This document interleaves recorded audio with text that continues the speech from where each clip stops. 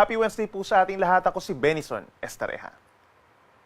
Patuloy pa rin po ang pag-ihip ng malamig na amihan o northeast monsoon sa malaking bahagi po ng Luzon.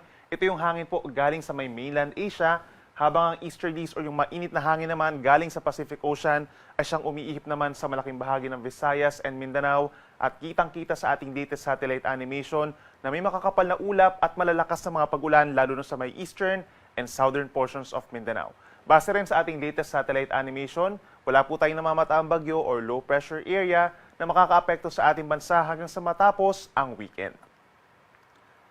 Ngayong araw, magbaon pa rin po ng payo ang malaking bahagi po ng Luzon dahil pa rin sa epekto ng northeast monsoon or hanging amihan. Magdadala pa rin dito ng makulimlim na panahon at sasamahan ng mga light at minsan mga moderate rains sa malaking bahagi ng Cagayan Valley, ganyan din sa Cordillera Administrative Region, pababa ng Aurora, Quezon, malaking bahagi ng Kabikulan, as well as Marinduque, Oriental Mindoro at Romblon. Kaya't mag-ingat din po sa mga banta ng baha at landslides. Ang natitirang bahagi ng Luzon, kabilang na dyan ng Ilocos Region, asahan po sa umaga fair weather conditions pa, pero pagsapit ng hapon hanggang sa gabi mataas na ang tsansa ng kaulapan at mga pag-ulan, at bahagyang maulap hanggang kuminsan maulap ang kalangitan over the rest of Central Luzon and Calabarzon, Metro Manila and Occidental Mindoro, at sasamahan lamang po yan ng mga pulupulo at may hinang pag-ulan. Pagdating naman sa temperatura, dahil po sa epekto ng malamig na amihan, lalamig din po ang malaking bahagi ng Luzon, lalo na sa madaling araw. For Metro Manila, posible pa rin ang hanggang 23 degrees Celsius na minimum temperature. Dito sa may Cordillera Region, kagaya na lamang sa may Baguio, between 14 to 15 degrees Celsius in early morning, habang dito naman sa may Tuguegarao, pinakamababa ang 21 degrees, as well as Tagaytay City. Sa ating mga kababayan po dito sa may Palawan, Western Visayas, Central Visayas, and Negros Island Region, andyan pa rin ang bahagyang maulap at minsan maulap na kalangitan na siyang sinasamahan pa rin po ng mga pulupulong mga paulan or pagkidlat pagkulog, epekto ng easterlies. At pinakamaapektuhan po ng easterlies ang malaking bahagi ng Eastern Visayas, makulimlim sa marami pagkakataon at sasamahan din po ito ng mga kalat-kalat na mga ulan at mga thunderstorms, so make sure po na meron pa rin dalang payong. Sa Metro Cebu, temperatura ay mula 25 hanggang 30 degrees Celsius. At sa ating mga kababayan po, dito sa malaking bahagi ng Mindanao, magbaon din po ng payong at mag-ingat sa banta ng baha at landslides dahil magpapatuloy po ang mga paulan simula pa yan kahapon, epekto po yan ng easterlies o yung mainit na hangin galing sa silangan.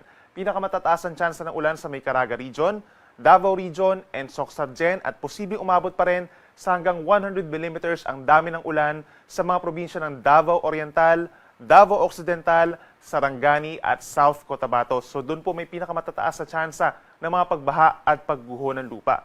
Habang natitirang bahagi ng Mindanao, itong Northern Mindanao, Zamboanga Peninsula and Bangsamoro Region, mostly cloudy skies at mataas din po ang tsansa ng ulan, lalo na sa tanghali hanggang sa gabi. Temperatura po natin sa Metro Davao, mula 25 hanggang 32 degrees Celsius. Sa ngayon po magpapatuloy pa rin ang maalon na karagatan sa malaking baybayin po ng ating bansa, Northern Luzon, Central Luzon, at silangang baybayin pa po ng Quezon, Bicol Region, Eastern Visayas, hanggang dito sa may eastern seaboards of Caraga Region and Davao Region. Possible po yung hanggang 2.5 to 3.7 meters na taas ng mga pag-alon. Equivalent po yan sa higit isang palapag ng gusaling taas sa mga pag-alon po yan. Delikado pa rin for small sea vessels.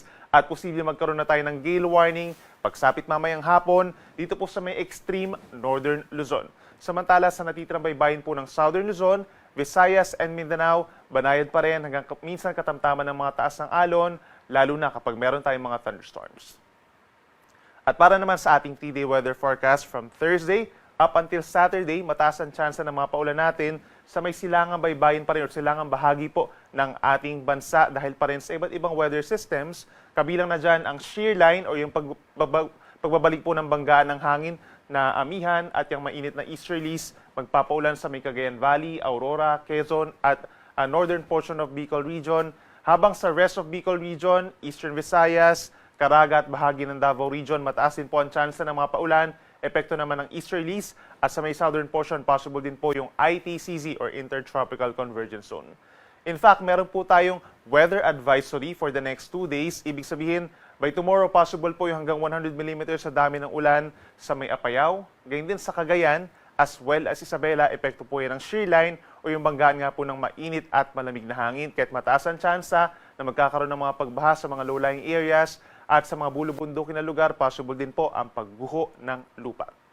Samantala, sa natitirang bahagi naman ng Luzon, kabilang ang Metro Manila, andyan pa rin po ang epekto ng amihan. Generally, bababa po yung ating mga temperatures at may chance rin po ng mga light to moderate rains, lalo na sa natitirang bahagi ng Cagayan Valley and Cordillera Administrative Region, as well as Ilocos provinces. At dito rin sa bahagi po ng Rizal and Laguna, may mga areas din po na magkakaroon ng mga light to moderate rains. Pero kapansin-pansin pa rin ang pagbaba ng temperatura, lalo na po sa araw ng Friday. At sa natitirang bahagi naman ng Visayas and Mindanao, andyan pa rin po ang mga pulupulong mga paulan or pagkit at pagkulog, epekto pa rin ng easterlies and localized thunderstorms.